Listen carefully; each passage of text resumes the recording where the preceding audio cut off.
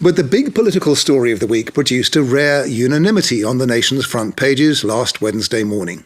Slipper resigns in tears. King Rat deserts the ship. Day of shame. Slipper resigns. Slipper quits. But for hundreds of thousands of Australians and millions around the world, Peter Slipper wasn't the story of the day at all. The story was that speech. I will not be lectured about sexism and misogyny by this man. I will not. Even as it was being delivered, Twitter lit up. Soon the blogosphere was aglow. Prime Minister Gillard's speech was a game changer. It had me dancing in my car, prancing down the corridors with glee, and fist-pumping in the office whenever the video was played on the news. The YouTube clip of the PM's speech has had well over 1.5 million hits to date. It made global news overnight. And then those people woke up on Wednesday morning to find the speech pushed down to the bottom of the news stories by the Speaker's resignation, and the gallery's top guns, male and female, pouring scorn on it in comment pieces. Peter Harcher. If Gillard will not defend respect for women, what will she defend? Just another politician indeed. Michelle Grattan. The Prime Minister threw everything into her argument, but it sounded more desperate than convincing. PM will rue yet another bad call. Dennis Shanahan.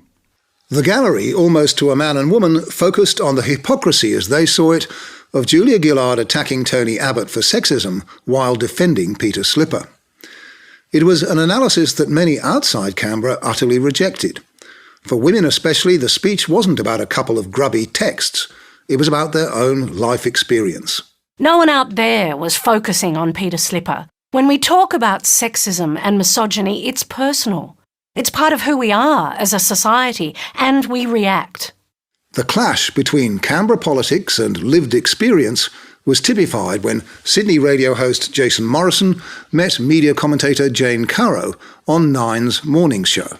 Government supported a sleazy speaker, and then the sleazy speaker showed greater moral fortitude and came out at the end of the day and said, but that's not what's making headlines, mate, around the world. I don't care what's making headlines around the world. I'm talking about what happened. That speech of Julia Gillard's is a famous speech. It'll go down in history, and it will be played for decades. The first female Prime Minister standing up in that way is a very important historical moment. Peter Slipper will disappear and no one will ever mention him again. The gallery was reflecting the political consensus in Canberra, that Labor's month-long attack on Abbott's alleged misogyny may well lose it as many votes as it gains. But by Friday, even gallery correspondents like the Sydney Morning Herald's Jacqueline Maley were admitting that the bubble of the Canberra Press Gallery has been decisively popped this week.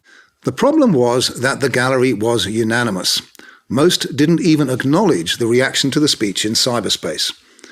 As blogger Tin Dunlop pointed out on the ABC's opinion website, when you have the likes of Michelle Grattan, Peter Harcher, Peter Van Onselen, Jennifer Hewitt, Jeff Kidney, Philip Coorey and Dennis Shanahan all spouting essentially the same line in attacking the Prime Minister, a line at odds with the many people's own interpretation of events, people wonder what the point of such journalism is. If that disconnect continues, they may wonder too why they should pay for it. For newspapers especially, an ominous thought.